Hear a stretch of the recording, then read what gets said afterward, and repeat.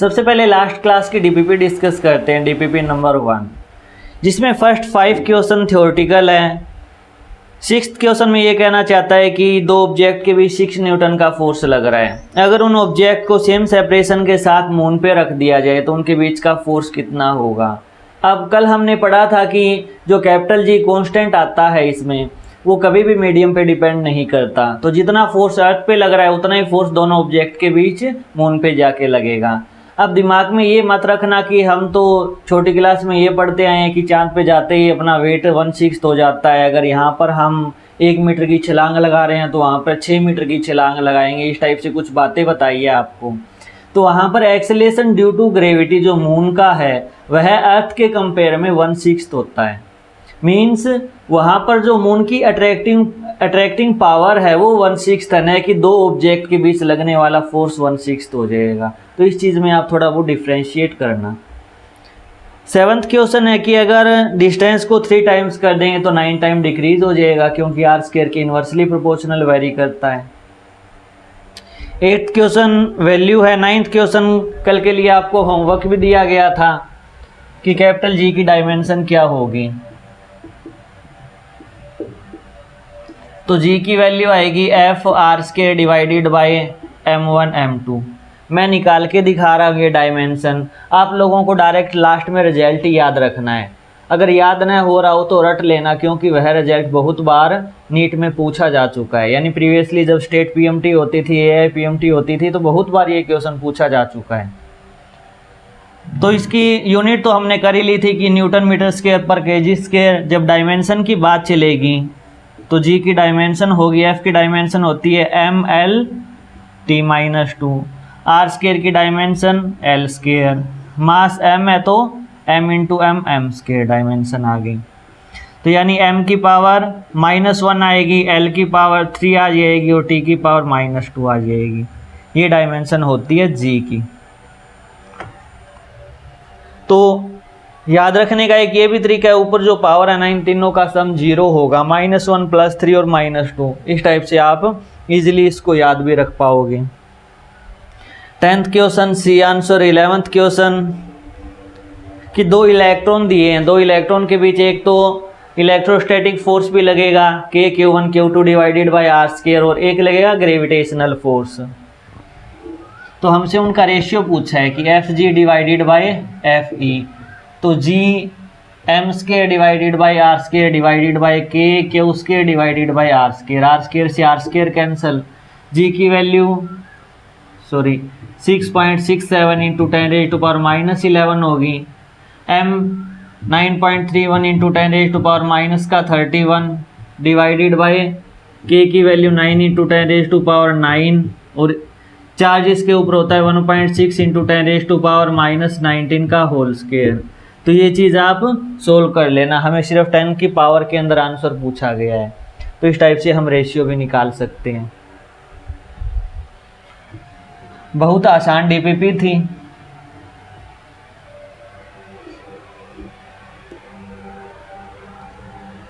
जब हमने इलेक्ट्रोस्टैटिक्स पढ़ा था तो फोर्स के बाद हमने इलेक्ट्रिक फील्ड का जिक्र किया था। हम यहां पर करेंगे ग्रेविटेशनल फील्ड।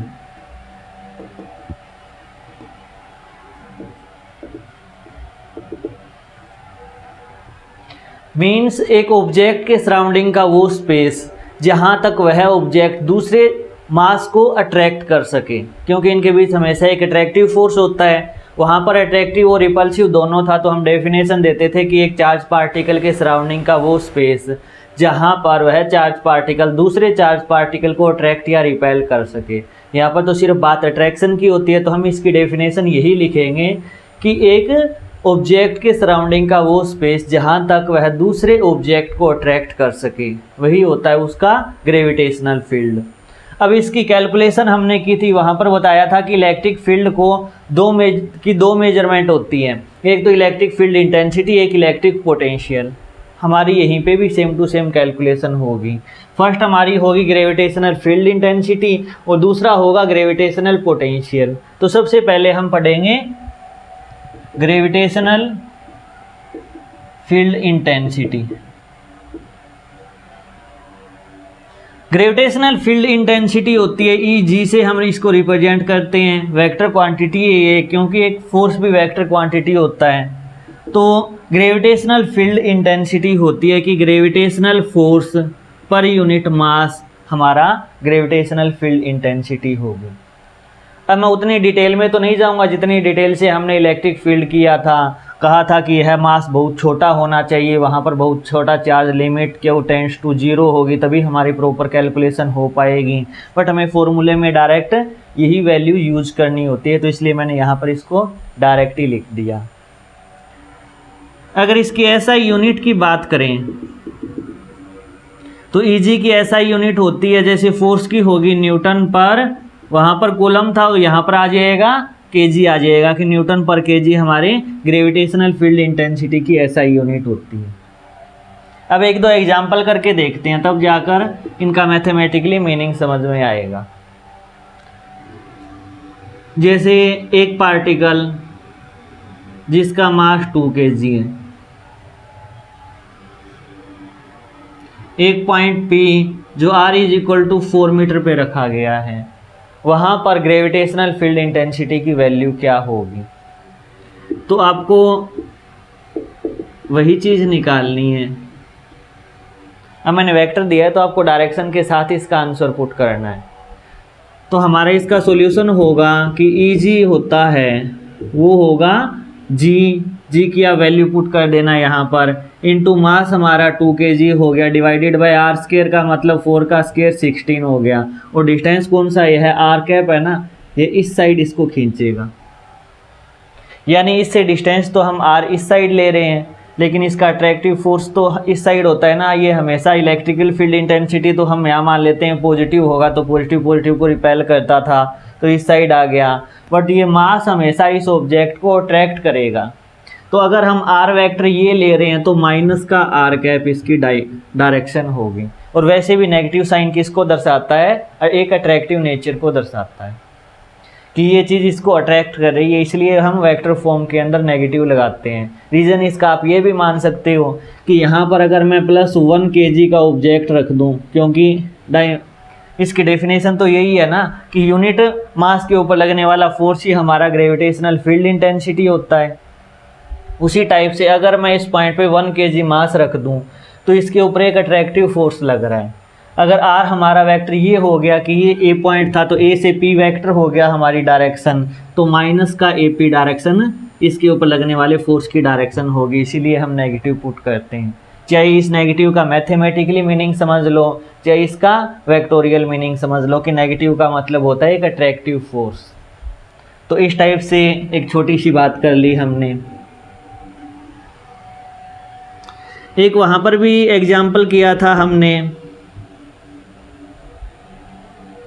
अब ये सारे एग्जाम्पल हम लास्ट क्लास में, लास्ट जो चैप्टर था हमारा इलेक्ट्रोस्टैटिक्स, उसमें करके आ चुके हैं। तो मैं थोड़ी थोड़ी हिंट के साथ ही इन एग्जाम्पल को आगे बढ़ाऊंगा। वहाँ पर हमने इलेक्ट्रिक फील्ड में 3-4 लेक्चर लगाए थे। यहाँ पर एक लेक्चर के अंदर ही हम ग्रेविटेशनल फील्ड इंटेंसिटी को कंप्लीट करेंगे। तो जैसे इन 3 कॉर्नर के ऊपर मास रख दिए, साइड इनकी ए दे रखी है, चौथे कॉर्नर के ऊपर EG की वैल्यू कितनी होगी ये पूछ लिया। तो इसके कारण इसकी तरफ होगी, इसके कारण इसकी खुद की तरफ होगी, इसके कारण इसकी तरफ होगी। यह वैल्यू होगी हमारी GM divided by A square, GM divided by A square, ये होगी GM डिवाइडेड बाई √A का स्क्वायर का मतलब √2A का स्क्वायर मतलब 2A स्क्वायर। फिर इन दोनों का रिजल्टेंट इस डायरेक्शन में आएगा, फिर इनका रिजल्टेंट इसके साथ जोड़ देंगे तो इस डायरेक्शन में हमारी नेट ग्रेविटेशनल फील्ड इंटेंसिटी आ जाएगी। तो इस टाइप से हमें कैलकुलेशन करनी है। एक सबसे अच्छा एग्जांपल जो ग्रेविटेशनल फील्ड इंटेंसिटी पे बनता है कि 2 kg मास हो गया A पॉइंट के ऊपर और B पॉइंट पे रख दिया हमने 8 kg मास, और हमसे पूछ लिया ये 15 मीटर के बीच की डिस्टेंस है, और पूछ लिया जाएगा कि किस पॉइंट के ऊपर ग्रेविटेशनल फील्ड इंटेंसिटी की वैल्यू 0 होगी। तो हम वह पॉइंट C मान लेते हैं। सेम कैलकुलेशन चल रही है जो हमने इलेक्ट्रोस्टैटिक्स में की थी। ये R डिस्टेंस मान ली, तो बची हुई डिस्टेंस हमारी 15 माइनस आर होगी। मैं विदाउट एनी ज़्यादा एक्सप्लेनेशन दिए बिना मैं इसको डायरेक्ट सॉल्व कर रहा हूँ कि यहाँ पर इसके कारण जो ग्रेविटेशनल फील्ड इंटेंसिटी होगी G2 divided by r square is equal to G8 divided by 15 minus का आर स्केयर। तो G से G कैंसिल, 2 से ये 4 आ जाएगा, तो 1 by r is equal to 2 by 15 minus r आ जाएगा। अगर क्रॉस मल्टीप्लाई करते हो तो 15 minus r is equal to 2r, 3r is equal to 15, तो r की वैल्यू आ जाएगी 5 मीटर कि 5 मीटर डिस्टेंस पे ए से 5 मीटर दूरी पे हमें नल पॉइंट मिलेगा। तो इस टाइप के हमें कुछ एग्जांपल्स करने हैं।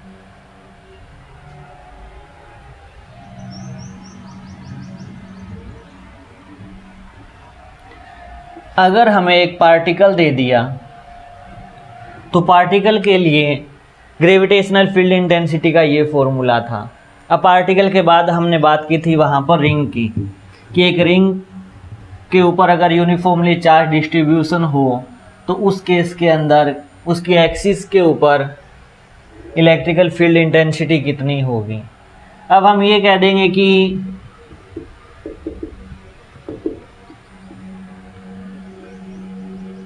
एक रिंग है कैपिटल आर रेडियस की, इसका ये सेंटर पॉइंट है और x डिस्टेंस दूरी के ऊपर एक P पॉइंट है। P पॉइंट पर हमें ग्रेविटेशनल फील्ड इंटेंसिटी कैलकुलेट करनी है और इसका टोटल मास कैपिटल M है। उसमें हमने किया था कि एक छोटा सा पार्ट ले लिया था, क्योंकि ये जो फॉर्मूले होते हैं ये सिर्फ और सिर्फ पॉइंट ऑब्जेक्ट के लिए वैलिड होते हैं, इसीलिए हम यहाँ पर एक छोटा सा मास लेंगे, dm मास। इसके कारण ग्रेविटेशनल फील्ड इंटेंसिटी जो आएगी वह इस डायरेक्शन की आएगी, Eg, क्योंकि इसके ऊपर एक अट्रैक्टिव फोर्स लगेगा, वहाँ पर हमने रिपल्सिव फोर्स से इसको निकाला था। अब ये वैल्यू आप थीटा मान लो, तो इसके दो कंपोनेंट होंगे ना, एक कंपोनेंट तो इस डायरेक्शन में होगा Eg कोस थीटा और एक कंपोनेंट इस डायरेक्शन में होगा Eg साइन थीटा। अब सेम टू सेम इसका जस्ट अपोजिट पॉइंट लें तो उसके कारण इस डायरेक्शन में आएगा। अगर यहाँ वाले डीएम पॉइंट की मैं बात करूँ तो इसके ऊपर लगने वाला फोर्स इस डायरेक्शन में आएगा ना, तो इलेक्ट्रिकल फील्ड की डायरेक्शन यहाँ पर ग्रेविटेशनल फील्ड की डायरेक्शन इस डायरेक्शन में होगी। इसके भी दो कंपोनेंट टूटेंगे, ये भी तो थीटा एंगल है, एक कंपोनेंट नीचे की ओर Eg साइन थीटा और एक कंपोनेंट इस साइड Eg कोस थीटा। तो हम इजीली देख सकते हैं कि कंपोनेंट ऑफ y डायरेक्शन, ये मान लो कि ये x है और ये y है, इस टाइप से हम एज्यूम करके चल रहे हैं कि component of y direction cancel out each other या कैंसिल ईच अदर, और जो component of x direction add up, यानी x डायरेक्शन के कंपोनेंट तो आपस में जुड़ जाएंगे और y डायरेक्शन के कंपोनेंट एक दूसरे को कैंसिल कर देंगे। तो हमारे पास नेट इलेक्ट्रिकल फील्ड बचेगा यहाँ पर, सॉरी ग्रेविटेशनल फील्ड बचेगा, वह सिर्फ और सिर्फ x डायरेक्शन के लिए ही बचेगा। तो अब हमें x डायरेक्शन के लिए कैलकुलेशन करनी है कि जो हमारा E नेट बचेगा वह सिर्फ और सिर्फ Ex बचेगा, और Ex हमारे पास क्या, Dex हमारे पास कितना है, x डायरेक्शन के अंदर ग्रेविटेशनल फील्ड इंटेंसिटी इस छोटे से मास के कारण G dm डिवाइडेड बाई ये डिस्टेंस हमारी कितनी है, r square plus x square का रूट है और रूट का होल स्केयर करेंगे तो वो कैंसिल हो जाएगा, इतना बचेगा। तो Ex कितना आएगा, इसका हम इंटीग्रेशन करेंगे तो इंटीग्रेशन आएगा हमारे पास, सॉरी x डायरेक्शन में इंटू कोस थीटा भी तो है ना, क्योंकि y डायरेक्शन वाला कैंसिल हो गया। Eg की वैल्यू तो इतनी थी, यानी इस छोटे से मास के कारण डी ई जी लगा लो आप, कॉन्सेप्ट समझने में आसानी रहेगी। डी ई जी की वैल्यू तो हमारी इतनी थी, इनटू कोस थीटा आ गया, ये एक्स डायरेक्शन का आ गया उस छोटे से एलिमेंट के कारण। जब नेट की बात की जाएगी तो इंटीग्रेशन का साइन आ जाएगा g cos theta divided by are square plus x square into d m. अब जी तो बाहर आ गया, कोस थीटा क्या होगा, बेस बाय हाइपोटेनियस, बेस कितना है हमारा x डिवाइडेड बाय हाइपोटेनियस करोगे तो आप R square plus x square की पावर 3/2 हो जाएगा, और डी एम का इंटीग्रेशन कैपिटल एम हो जाएगा। यानी ई नेट की वैल्यू हमारी होगी G M X divided by are square plus x square की पावर 3/2, और डायरेक्शन कौन सी होगी, माइनस का आई कैप इस कोऑर्डिनेट सिस्टम के अकॉर्डिंग। अब आप थोड़ा याद करो कि इलेक्ट्रिकल फील्ड में रिंग के कारण ई नेट निकालते थे। इलेक्ट्रिकल फील्ड में तो होता था कि total charge x divided by are square plus x square की पावर 3/2, यही होता था ना। और यहाँ पर हमारा जी एम आ गया, यानी वहाँ पर कांस्टेंट k था, यहाँ पर कांस्टेंट g है, वहाँ पर चार्ज q था, यहाँ पर मास कैपिटल m है, और डिस्टेंस और रेडियस तो हमने सेम ही ले रखी है। अगर वो नेगेटिवली चार्ज रिंग होती तो अट्रैक्टिव फोर्स लगता तो भी डायरेक्शन तो यही आती ना, क्योंकि इसमें अट्रैक्टिव फोर्स के कारण निकाल रहे हैं, उसमें हमने रिपल्सिव फोर्स के कारण निकाली थी तो हमारी डायरेक्शन अवे फ्रॉम रिंग आई थी। अगर ये नेगेटिवली चार्ज रिंग लेते वहाँ पर तो भी तो डायरेक्शन यही आती ना हमारी। सेम टू सेम अपना रिजल्ट है, सेम ही डायरेक्शन होगी। वहाँ पर अट्रैक्टिव और रिपल्सिव दोनों नेचर होते हैं, यहाँ पर सिर्फ अट्रैक्टिव नेचर होता है, इसीलिए यह नेगेटिव साइन आता है वेक्टर फॉर्म के अंदर। वहाँ पर रिपल्सिव नेचर का होगा तो इसीलिए नेगेटिव साइन नहीं आता। तो कहने का मतलब ये है कि जो हमने लास्ट चैप्टर में इलेक्ट्रिकल फील्ड इंटेंसिटी के फॉर्मूले किए थे, उनमें हम अगर कांस्टेंट को जी से रिप्लेस कर दें और चार्ज को कैपिटल एम से रिप्रेजेंट कर दें, वहाँ पर जैसे चार्ज को हमने मास से रिप्लेस कर दिया, तो सारे के सारे फॉर्मूले हमारे ग्रेविटेशनल फील्ड इंटेंसिटी के बन जाएंगे। अभी हमने एक रिलेशन ड्राइव की थी कि एक रिंग की एक्सिस के ऊपर ग्रेविटेशनल फील्ड इंटेंसिटी की वैल्यू ये होती है। अगर हम इलेक्ट्रिक फील्ड की बात करें तो सेम टू सेम हमारा रिजल्ट था, सिर्फ चेंज इतना था कि के और क्यू का चेंज था, वहाँ पर जी और एम है। वहाँ पर हम direction x cap means x direction जो हमने एक्सिस पे पॉइंट लिया है उसी की डायरेक्शन में हम अवे फ्रॉम रिंग कर रहे थे। यहाँ पर अट्रैक्टिव नेचर का है तो टुवार्ड्स रिंग लगेगा, और ये नेगेटिव साइन वैसे भी अट्रैक्टिव नेचर को शो करेगा। अब हमें इस चैप्टर के अंदर ये तीन बातें और पढ़नी होती है कि डिस्क के कारण क्या होगा, कंडक्टिंग और नॉन कंडक्टिंग स्फीयर के कारण ग्रेविटेशनल फील्ड इंटेंसिटी की वैल्यू कितनी होती है। तो इनकी डेरिवेशन किए बिना, क्योंकि इनकी डेरिवेशन हमने कर रखी है, ये रिजल्ट्स भी याद कर रखे हैं हमने, तो इन्हीं में ही हम एडिटिंग करके अपने नए रिजल्ट्स को निकालेंगे।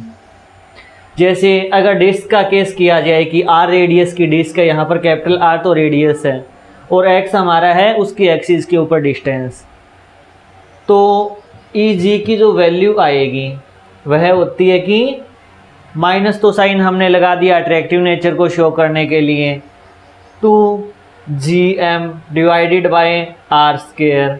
सेम टू सेम चल रहा है, हम यहाँ पर k और q की जगह g और m वैल्यू पुट कर रहे हैं।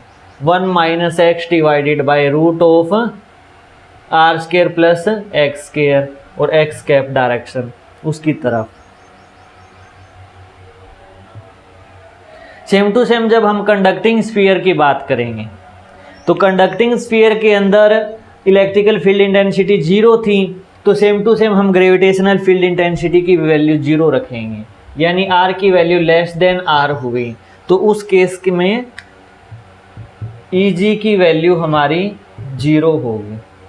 जब r की value greater than equal to capital R होगी तो हम यहाँ पर Eg की वैल्यू डिफाइन करेंगे gm डिवाइडेड बाय r का स्केयर, r वह डिस्टेंस उसके सेंटर से, और r कैप उसकी तरफ, यानी नेगेटिव साइन लगा दिया हमने क्योंकि हमेशा अट्रैक्ट करेगा। नेक्स्ट है r लेस देन, अगर कैपिटल R हुआ तो इस केस में था कि के Q R divided by radius का क्यूब और आर की डायरेक्शन में। तो सेम टू सेम हम यहाँ पर लिखेंगे ई जी की जो वैल्यू होगी वह माइनस का G M R divided by R cube R cap. तो इस टाइप से हम इसको डिफाइन करते हैं। यह हमेशा सेंटर की तरफ ही लगेगा। जब हम कैपिटल आर से ज़्यादा दूर जाने की बात करें, ग्रेटर देन कैपिटल आर, तो उस केस के अंदर ई जी की जो वैल्यू होगी वह माइनस का जी एम डिवाइडेड बाय उस डिस्टेंस का स्क्वायर इनटू आर कैप। तो ये सारे के सारे फॉर्मूले हमें डायरेक्ट ही याद रखने, इनकी किसी भी डेरिवेशन में हम नहीं जा रहे। अब एक छोटी सी बात आप याद रखना कि जो नॉन कंडक्टिंग स्फीयर है ना, इसका सबसे ज़्यादा यूज़ होगा हमारे इस चैप्टर में। Non conducting sphere means earth. Earth हम एक नॉन कंडक्टिंग स्फीयर ही मान के चलेंगे। वैसे तो एक इलेक्ट्रिसिटी की बात की जाए तो हम अलग फॉर्मेट में पढ़ते हैं, लेकिन हम यहाँ पर हमारा नेक्स्ट टॉपिक होगा एक्सेलेरेशन ड्यू टू ग्रेविटी, कि एक्सेलेरेशन ड्यू टू ग्रेविटी अर्थ के अंदर जाएंगे तब कैसे वेरी करेगा, अगर बाहर जा रहे हैं तो कैसे वेरी करेगा। ये सारी की सारी बातें हम पढ़ेंगे। तो अर्थ हमारा नॉन कंडक्टिंग स्फीयर और यही सारी की सारी हमारी कैलकुलेशन चलेगी। तो आप इन बातों को डायरेक्टली याद रख लेना।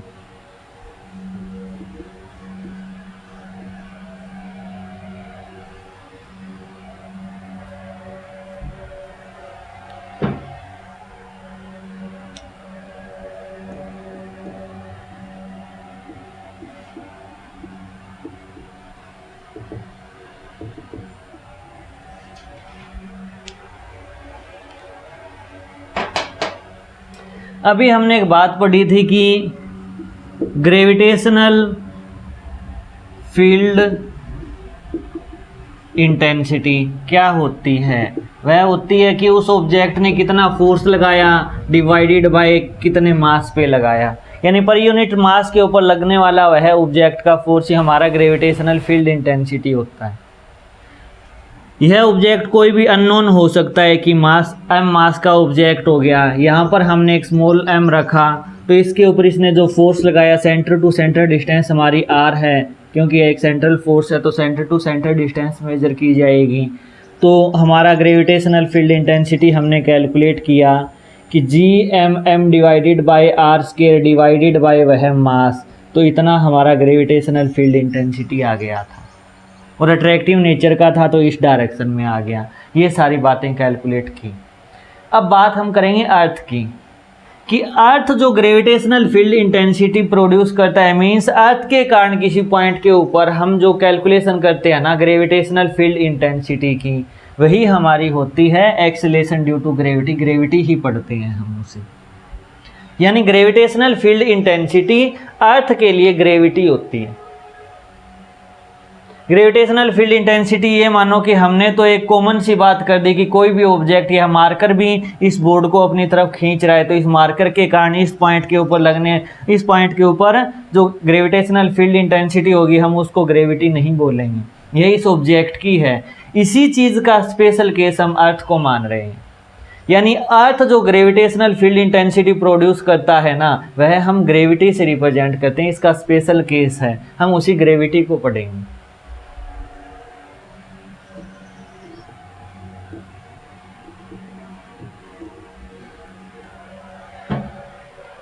यानी ग्रेविटी क्या है, mathematically equal to the gravitational field intensity of earth. यह हम मैथमेटिकली कैलकुलेशन ही करते हैं, डायरेक्शन भी होती है इसकी।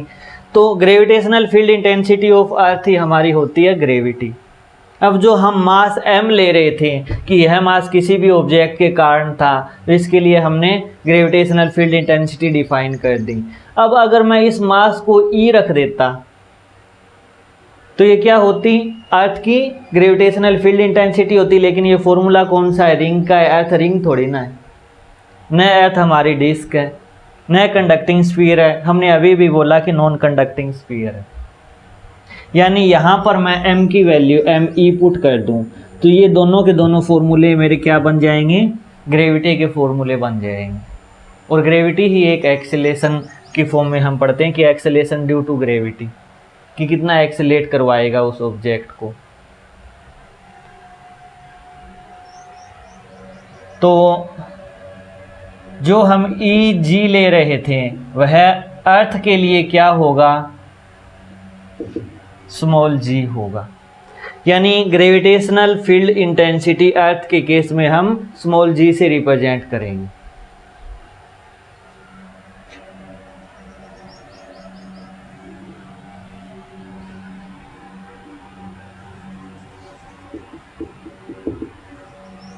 केस फर्स्ट केस के अंदर g की वैल्यू, यानी फर्स्ट केस है हमारा कि अगर हमारी distance greater than radius of earth हुई, उस केस में g की वैल्यू जो होगी हमारी, वह g की वैल्यू होगी, उस फॉर्मूले से पुट करो कि g me divided by R square, और उसकी तरफ अर्थ की तरफ। तो हम यहाँ पर सिर्फ मैग्नीट्यूड की बात करेंगे, डायरेक्शन हम अपनी कॉमन सेंस से समझ जाएंगे कि अर्थ तो हमेशा अपनी तरफ ही अट्रैक्ट करेगा, तो डायरेक्शन का हम यहाँ पर ज़्यादा लफड़ा नहीं रखेंगे। हम सिर्फ और सिर्फ मैथमेटिकली मैग्नीट्यूड की ही बात लेकर चलेंगे कि अगर आर की वैल्यू आर ई से बड़ी हो, यानी रेडियस ऑफ अर्थ से अगर बड़ी हुई, उस केस के अंदर जी की वैल्यू होती है G M E upon R square होती है।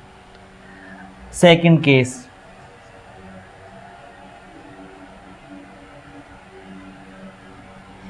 अगर r की value less than R E हुई, अगर हम अर्थ के अंदर की बात करेंगे, तो जो हमारा रिजल्ट आएगा वह आएगा G M E divided M E into R divided by R cube.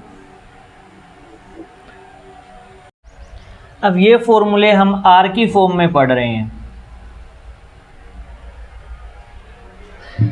मतलब कि r is greater than R ई, यानी अर्थ से हम ऊपर जाएंगे तो उसके लिए हमारी एक्सेलेरेशन ड्यू टू ग्रेविटी की वैल्यू कितनी होगी। सपोज ये आर ई अर्थ की रेडियस होगी, हम यहाँ पर एक पी पॉइंट ले रहे हैं जिसकी सेंटर से डिस्टेंस r है। इस फॉर्मूले के लिए हमने ये चीज़ निकाली है, यानी इस कंडीशन के लिए ये फॉर्मूला ड्राइव किया है। इसके लिए हम केस ले रहे हैं कि r is less than small r। अगर r की वैल्यू यहाँ पर होती, r यहाँ पर होता है कि ये p पॉइंट और ये p डैश पॉइंट होता, तो इस पॉइंट के ऊपर एक्सेलेरेशन ड्यू टू ग्रेविटी कितना होता r की फॉर्म में, तो वो होता हमारा इतना। बट इस चैप्टर के अंदर जो हमसे न्यूमेरिकल पूछे जाते हैं वो एक्सेलेरेशन ड्यू टू ग्रेविटी पे ऐसे बनते हैं कि अर्थ से h हाइट ऊपर या फिर d डेप्थ नीचे, यानी या तो h हाइट ऊपर का पूछ लिया जाएगा या d डेप्थ अंदर का पूछ लिया जाएगा, तब आप g की वैल्यू बताओ। ये सारी की सारी कैलकुलेशन हमारे सब्जेक्ट्स में, हमारे इस चैप्टर के अंदर हमसे पूछी जाती है, तो वो सारी की सारी कैलकुलेशन हमें करनी होती है। और उस कैलकुलेशन को हम एक नए टॉपिक में पढ़ते हैं कि वेरिएशन ऑफ जी, यानी variation of acceleration due to gravity. Height के कारण क्या होगा, डेप्थ के कारण क्या होगा, सरफेस पे मैक्सिमम होता है, ये हम यहाँ पे भी पढ़ के आ चुके हैं। उसके अगर अंदर की तरफ आएंगे तो आर के हिसाब से ये चीज़ें इस हिसाब से बढ़ती रहती हैं, यहाँ पर मैक्सिमम होगी फिर घटना स्टार्ट हो जाती है। ये कैलकुलेशन की थी, बट हमें इस चैप्टर के अंदर एच और डी की फॉर्म में चलना पड़ेगा, हम आर की फॉर्म में नहीं चलेंगे। फॉर्मूला हमारा सेम है, उन फॉर्मूलों के अंदर जो एच की वैल्यू है वह एच की value small r minus capital R E रख देंगे, तो इस फॉर्मूले की ही हमारी वापस एज इट इज हमें कैलकुलेशन मिल जाएगी। वो सारी बातें हम प्रूफ भी कर लेंगे, बट इस चैप्टर में एक बार फिर से बताना चाहूँगा, फॉर्मूला तो ये दोनों यही यूज होंगे, बट थोड़ी सी चेंजिंग फॉर्म में यूज होंगे। एच और स्मॉल डी की फॉर्म में यूज करना है हमें इन फॉर्मूलों को।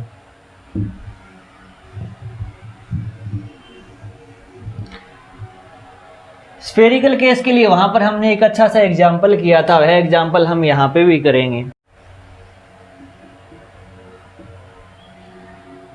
एक सॉलिड स्फीयर दे दिया जिसका मास m दे दिया कि कैपिटल M का एक स्फीयर है, जिसकी रेडियस r दे दी हमें,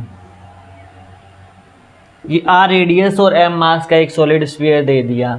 इसमें से एक कैविटी बाहर निकाल ली, यानी एक पोर्शन से हम कह सकते हैं कि r/2 रेडियस की एक कैविटी हमने बाहर निकाल ली और हमसे ये पूछ लिया गया कि इसके सेंटर से r डिस्टेंस पे एक p पॉइंट है, इस p पॉइंट के ऊपर ग्रेविटेशनल फील्ड इंटेंसिटी की वैल्यू क्या होगी, ये हमसे पूछ लिया गया। तो ये चीज़ें हमें कैलकुलेट करनी है। जब ये न्यूमेरिकल हमारा इलेक्ट्रोस्टैटिक्स में पूछा गया था तब हमने यहाँ पर किया था कि इसी को नेगेटिव चार्ज से हमने फिल कर दिया था, तो हमारा टोटल स्फीयर के कारण कर लिया था और इतने नेगेटिव के कारण हमने कैलकुलेशन कर ली थी, दोनों का डिफरेंस हमारा नेट फील्ड आ गया था यहाँ पर। वही चीज़ हम यहाँ पर करेंगे, यानी हम ये मानेंगे कि पूरा कंप्लीट स्फीयर था, हमने कैविटी बाहर निकाली ही नहीं। उस केस के अंदर Eg हमारा कितना होगा, G capital M divided by R का स्केयर, R हमारा कितना है, स्मॉल r है तो R स्केयर आ जाएगा, Gm/R स्केयर आ जाएगा। और डायरेक्शन किस डायरेक्शन में होगी, इस डायरेक्शन में होगी। अगर वेक्टर फॉर्म की बात करूँ मैं तो P से O कैप, यानी P से O की डायरेक्शन में हमारा यहाँ पर ग्रेविटेशनल फील्ड इंटेंसिटी की वैल्यू आएगी। अब हमने वहाँ पर किया था कि जो पोर्शन हमने फिल किया है उसको नेगेटिव मास से रिप्रेजेंट कर देंगे कि एक तो हमने कंप्लीट स्फीयर के कारण निकाली, अब ये निकाला गया है तो इतना फील्ड, ये इतना इफेक्ट तो कम करेगा ना, तो हम इसका मास मान लेते हैं कि m' मास हमने निकाला है बाहर। तो उस m' वाले मास के कारण जो डिस्टेंस हमारी ये बचेगी, ये डिस्टेंस तो r-R/2 बचेगी ना, क्योंकि ये स्मॉल r थी, ये कैपिटल R/2 है, तो स्मॉल r से R/2 हम घटा देंगे, वो डिस्टेंस हमारी इस निकाले गए स्फीयर से बचेगी। और निकाले गए स्फीयर की अगर हम नेगेटिव मास की वैल्यू पुट करें तो उसके कारण हमारा यहाँ पर ग्रेविटेशनल फील्ड इंटेंसिटी कितना होगा, माइनस का Gm' divided by R minus capital R/2 का होल स्क्वायर। निकाला गया मास है तो P से O डायरेक्शन में ये होगा। या फिर आप ये भी कह सकते हो कि इसकी जस्ट नेगेटिव डायरेक्शन हो, क्योंकि हम अपोजिट, इसकी नेचर की बात अपोजिट करें, अपोजिट पोलैरिटी की चीज़ ले रहे हैं यहाँ पर, तो हम इस चीज़ को नेगेटिव पुट कर रहे हैं। अब जो E नेट आएगा वह आएगा वेक्टर के अंदर, तो डायरेक्ट वेक्टर सम करते हैं। अगर कॉमन सेंस से देखें तो इसके कारण जो इफेक्ट था उसमें से इसका इफेक्ट घटा देंगे तो वो हमारा नेट आएगा। तो जो टोटल है Gm/R स्क्वायर है, इसमें से हम Gm'/R माइनस R/2 का होल स्क्वायर घटा देंगे, वही हमारे पास नेट फील्ड इंटेंसिटी का मैग्नीट्यूड आएगा। तो ये चीज़ हमें फाइंड करनी है। अब इसमें हमारे पास m' नहीं है तो m' हम निकालेंगे। m' कैसे निकालेंगे, इसकी रेडियस r है तो आप बताओ 4/3 पाई r³, इतनी वॉल्यूम के अंदर मास था m, तो यूनिट वॉल्यूम में कितना होगा, 4/3 पाई r³ होगा। और इस स्फीयर की कितनी वॉल्यूम है, 4/3 पाई r³ का मतलब r/2 का क्यूब करेंगे तो r³/8 आएगा ना।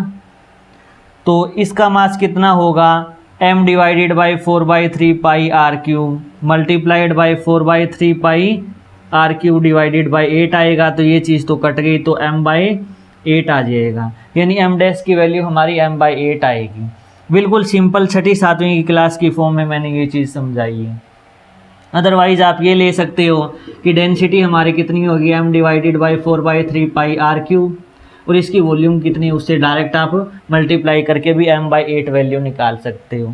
तो हमारा यहाँ पर रिजल्ट आएगा Gm divided by R square में से Gm divided by 8R minus R/2 का होल स्क्वायर घटा देंगे, वह हमारे पास E नेट का मैग्नीट्यूड आ जाएगा। और डायरेक्शन तो ये होती है, अट्रैक्टिव नेचर है हमेशा।